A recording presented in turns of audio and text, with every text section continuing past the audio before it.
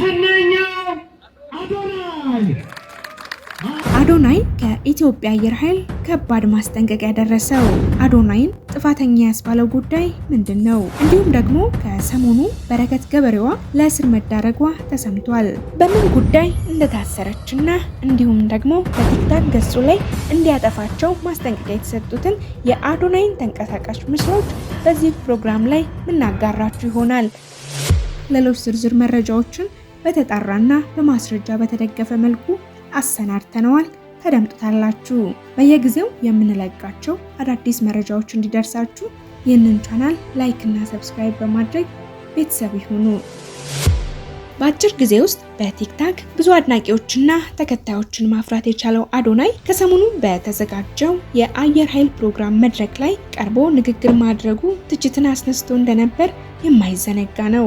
አዶናይ ለኢትዮጵያ አየር ኃይል አባላት የማነቃቂያ ንግግሮችን ሲያደርግ የሚያሳዩ ምስሎችን በራሱ የቲክታክ ገጽ ላይ ማጋራቱን ተከትሎ በርካታ የማህበራዊ ሚዲያ ተጠቃሚዎች የኢትዮጵያ አየር ኃይል ክብር ላይ አሉታዊ ተጽዕኖ ያሳድራል፣ እንዲሁም ተቃውሞን በጣም ዝቅ ያደርጋል ሲሉ ጠንከር ያለ አስተያየታቸውን ሰጥተዋል። በተለይም ስግጥ ፍምስ በሚለው ንግግሩ የሚታወቀው አዶናይ የአየር ኃይል አባላት በተሰበሰቡት መድረክ ላይ ሰግጡ ሲል ወታደሩን ለማነቃቃት ቢሞክርም የንግግሩ ወታደራዊ ስነ ምግባር የማይመጥንና ሌሎች ያልሆኑ ቃላቶችን በመጠቀሙ የህዝቡን ቁጣ አባብሶታል። ወታደር የሀገር ድንበር አስከባሪ፣ የሀገር ዋልታና የጀርባ አጥንት ነው። ሁሉም ነገር የራሱ ቦታ፣ ስርዓትና አካሄድ አለው ሲሉ ብዙዎች ተቃውሟቸውን አሰምተዋል። ይህንን ትችትና ተቃውሞ የተመለከቱት የአየር ኃይሉ ከፍተኛ አመራር ባለስልጣኖች በተቋሙ ክብር ላይ ድፍረት ተፈጽሟል የሚል አቋም መያዛቸውና ባለስልጣናቱ አዶናይ በቲክታክ ገጹ ላይ ያጋራቸውን ተንቀሳቃሽ ምስሎች ከማህበራዊ ሚዲያ ላይ እንዲያጠፋ ማስጠንቀቂያ አስተላልፈዋል። ከዚህ በተጨማሪ ተቋሙ ክብር እንዲያጣ አድርጓል የተባሉትና ቲክታከሩን አነቃቂ በማለት የጋበዙትን የአየር ኃይል አመራሮች ተገቢውን እርምጃ ለመውሰድ አባላቱ ምርመራ ላይ እንደሆኑ ተነግሯል። ውድ ቤተሰቦቻችን በዚህ ጉዳይ ላይ ያላችሁን ሀሳብ አስተያየታችሁን በኮሜንት መስጫው ሳጥን ላይ ያሳውቁን። በረከት ገበሬዋ ወይም ደግሞ በትክክለኛ ስም አጠራሯ በረከት ወርቁ አደራ የምትባለው ባለሀብት ከሰሞኑ እንግዲህ በሕግ ቁጥጥር ስር መዋሏ በተለያዩ የሶሻል ሚዲያ ገጾች ላይ ሲዘዋወር የነበረ ዜና ነው።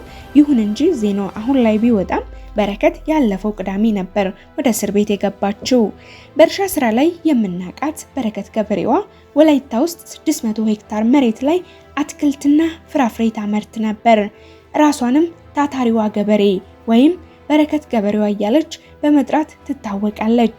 የስም አጠራሯም ግብርናን እጅግ የተከበረ ሙያ እንደሆነ የምትገልጽበት መንገድ ነው። በዚህም ብዙ አድናቆትና ሽልማት ተበርክቶላታል። በቅርቡ በዱባይ በተካሄደው የ2025 ዓለም አቀፍ የስራ ፈጣሪ ሴቶች አሸናፊ በመሆን ሽልማትም ተሸልማ ነበር። በሽልማቱ ፕሮግራም ላይም እንዲህ ስትል ምስጋናዋን አቅርባለች። ኢየሱስ ነው ያከበረኝ፣ ጌታዬ ነው ከትቢያ ያነሳኝ በማለት አምላኳን አመስግናለች። ኢትዮጵያ መታ ወደ ግብርና ስራ ከመግባቷ በፊት ነዋሪነቷ አየርላንድ የነበረው በረከት የአየርላንድ ዜግነት ካለው ሰው ጋር በትዳር የተጣመረችና የሶስት ልጆች እናትም ነች። በረከት ስለ ቤተሰቦቿና ስለ አስተዳደጓ ስትናገር የመንግስት ስራ ከሚሰሩ ቤተሰቦች እንደተወለደችና የአንደኛና ሁለተኛ ደረጃ ትምህርቷን እዛው ሐዋሳ እንዳጠናቀቀች ትገልጻለች። ከዛም ለስራ ወደ ደቡብ ሱዳን ማቅናቷንና በደቡብ ሱዳን መከላከያ ውስጥ ሰርታለች።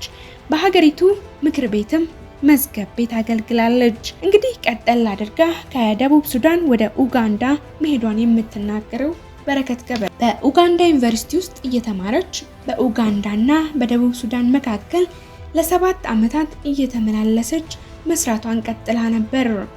አየርላንዳዊ ባለቤቷንም የተዋወቀችው እዛው ነው። ከዛም ወደ አየርላንድ ተጉዛ መኖሪያዋን የአየርላንድ ዋና መዲና በሆነችው ደብሊን አድርጋለች። ከዚያ በኋላ ነው እንግዲህ ከ10 ዓመት በፊት ነበር ወደ ሀገር ቤት የተመለሰችው። የራሷ መሬት ስላልነበራት መቂ ላይ መሬት ተከራይታ ነበር ወደ እርሻ ስራ የገባችው። 2008 ዓመተ ምህረት ላይ ግን የራሷን ወደ 40 ሄክታር የሚጠጋ የእርሻ መሬት አገኘች።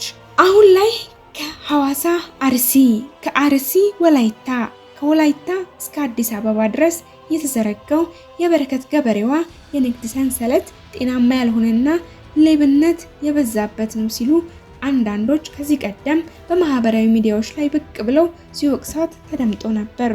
ከበረከት ገበሬዋ እስር ጋር በተያያዘ ምንም እንኳን ከፖሊስ አካል ስለ ጉዳዩ ይፋ ባይወጣም ከጉዳዩ ቅርበት ካላቸው አካላት እንደወጣው መረጃ በረከት ወርቁ አደራ የተባለችው ግለሰብ በቁጥጥር ስር የዋለችው ከበርካታ ሰዎች በአክሲዮን ስም በርካታ ገንዘብ በማጭበርበሯ ነው የሚል ክስ ቀርቦባታል። አክሲዮኑን ለማቋቋም ከበርካታ ሰዎች ገንዘብ ከተቀበለች በኋላ ወደ ራሷ ፒኤልሲ ለመቀየር በመንቀሳቀሷ ጭምር እንደሆነ እየተነገረም ይገኛል። በሌላ በኩል ደግሞ ጉዳዩ ከዚህ በተቃራኒ የሆነና በግል ሹፌሯ ምክንያት እንደታሰረችና ቀለል ያለ ጉዳይ እንደሆነ የገለጹ የመረጃ ምንጮች አሉ። በሰሜን አሜሪካ የሚገኘው የሐዋሳ የሰላምና የልማት የጋራ ዲያስፖራ ትብብር በኢትዮጵያ በቁጥጥር ስር ስለዋሉት ታዋቂዋ የማህበረሰብ አባል ወይዘሮ በረከት ወርቁ ሁኔታ በዋሽንግተን ዲሲ የሚገኘው የኢትዮጵያ ኤምባሲ ይፋዊ መግለጫ እንዲሰጥ በአክብሮት መጠየቃቸውን አስታውቀዋል። ትብብሩ ለኢትዮጵያ አምባሳደር ክቡር ቢናልፍ አንዱዓለም በላከው ይፋዊ ደብዳቤ በኢትዮጵያም ሆነ በዲያስፖራ የሚገኙ በርካታ ግለሰቦችና ድርጅቶች በወይዘሮ በረከት ደህንነትና ሕጋዊ ሁኔታ ላይ ጥልቅ ስጋት እንዳደረባቸው ገልጸው ወይዘሮ በረከት በጣም የተከበሩና ተደማጭነት ያላቸው የማህበረሰብ አባላት መሆናቸውን አመላክተው ከኤምባሲው ወቅታዊ ምላሽ እንደሚጠብቁ በደብዳቤው ላይ ገልጸዋል። ይህም ቪዲዮ ወደ እናንተ እስከምናደርስበት ድረስ የኢትዮጵያ ኤምባሲ ለጥያቄው ምላሽ ሰጥቶ እንደሆነ አልታወቀም። እንግዲህ በበረከት ገበሬዋ ዙሪያ ከመንግስት አካላት የሚወጡ ታማኝ መረጃዎችን እንደደረሱን ወደ እናንተ የምናጋራ ይሆናል። ለዛሬ ያዝነው ዝግጅት እዚህ ላይ ያበቃል። ይህም ቪዲዮ ለብዙዎች እንዲደርስ ላይክ፣ ሼር ማድረጋችሁን አትርሱ። በቀጣይ ቪዲዮ እስክንገናኝ ቸር ቆዩን።